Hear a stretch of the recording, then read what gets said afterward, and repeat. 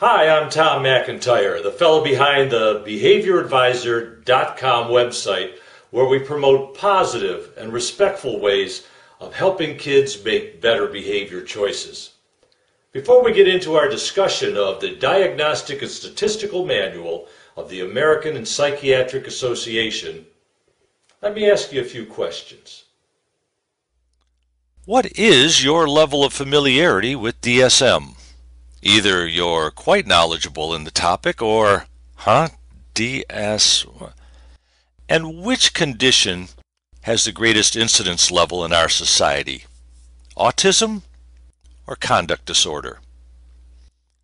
Lastly, would you consider LD, learning disabilities, to be a mental disorder? Remember that you heard it here first.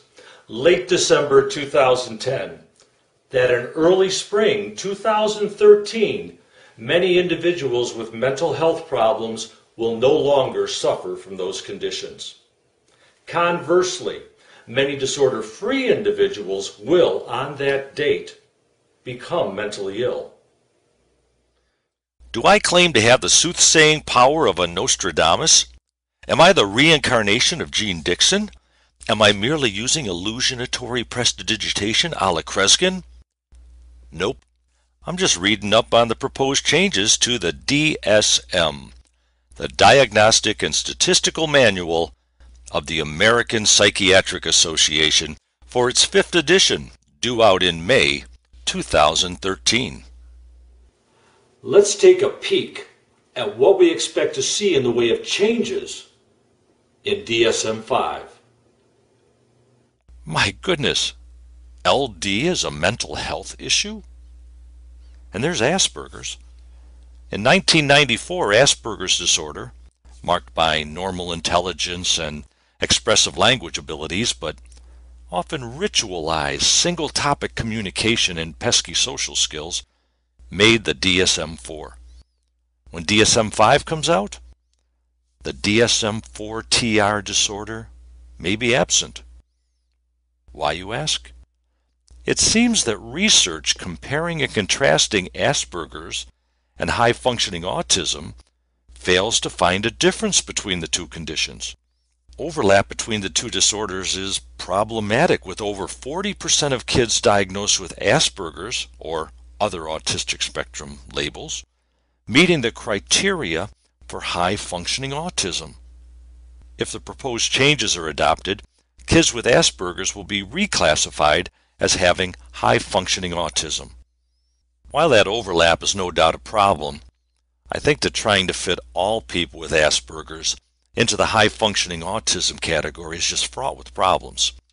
Personally, I'll miss Asperger's kids and trying to get them to change conversational topics.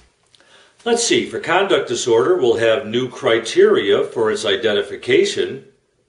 We'll also have a new condition known as temper dysregulation with dysphoria. It'll probably take in many of the kids with conduct disorder who are presently labeled bipolar to get the insurance coverage for treatment. Learning disabilities will be revised. Looks like gender identity disorder is going to get a more palatable name. Rett disorder eliminated. Come on, let's take a look at an excerpt from the overview section of this informative and entertaining podcast. And not so distant past, if the mind was diseased, we used to use interventions such as trephining, bleeding, and lobotomy. Trephining? Boy, I need that like I need a hole in the head. Bleeding? Well, I do that twice a year at the Red Cross Donation Center. And lobotomy? Well, personally, I'd rather have a bottle in front of me than a frontal lobotomy. Today, we claim to be more enlightened as our shamans of mental health document the various mind maladies and direct their treatments. However, what is considered to be a brain boo-boo has changed over the short history of this diagnosis documentation. The preparation for each revision of DSM has spurred debate over which illnesses, syndromes, and patterns of behavior should be included or excluded from the Psychiatric Disorders Handbook. Everything from gender identity disorder to childhood mood swings has come under consideration and/or had its intellectual feet held to the fire. So the contentious debate over what should be included in the upcoming DSM-5 is nothing new to us graybeards. The history of psychiatry is marked by impassioned arguments over controversial diagnoses and the criteria for assigning them. We'll discuss the past, present, and future of this text, whose intent it is to classify disorders that occur up in the cranial cavity. But why would we want to classify them? To what end? Pause the podcast and consider that question. Classifying disorders gives us a common language to talk about such variations from the interactional norm, an enhanced chance of accurate identification due to the use of accepted criteria for the conditions, a way to collect data on the prevalence of various mental maladies, and a way to prove to insurance companies that medications and treatments are necessary and appropriate. There are, of course, arguments over classifying and labeling people. What are some of the possible drawbacks to assigning labels to people? Pause the podcast to consider that question. Here are some commonly expressed concerns. Number one, people live up to or down to these labels, forcing them further into that behavior pattern. Hey, an expert on minds told me that I'm, insert your label here, so I must be that sort of person. Let me look at the criteria. Oh yeah, I've got that one, and I got that one. Oh, I'm supposed to have that one too? Okay. After a youngster has received a DSM diagnosis, what do caring, competent professionals and parents do to help that young person? That material is always free on behavioradvisor.com. But right now, it is what it is. DSM, the holy book of mental health professionals in the US of A, but used more sparingly in other parts of the globe.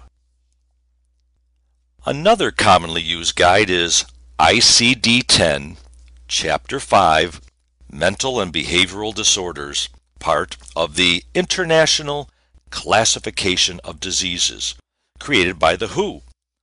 And you thought that they were just a great 1970s rock band. Oops, I see from my notes that WHO stands for World Health Organization. WHO, okay. The ICD is used more so in Europe and other parts of the world. You should know that the numbers, the coding system used in the DSM, is aligned with the codes used in the ICD. I'm hoping that the DSM, in its future revision, will someday be a laminated 3x5 index card with the following printed upon it. Criteria for diagnosis. Needs supports to more ably function in society. Label. Fellow citizen of the granite planet we share. Treatment. Provide whatever supports are necessary to enhance functioning. That is my... What do you mean you're going to raise my taxes to pay for it? Hey, why can't they get their heads on straight by themselves? Why should I be paying for these misfits? Those psychiatrists are puppets of Big Farm. No, officer, I don't want to go with the nice men in the white coats. Nuts. No, thank you, I'm not hungry. Hey, where are you taking me? Let go!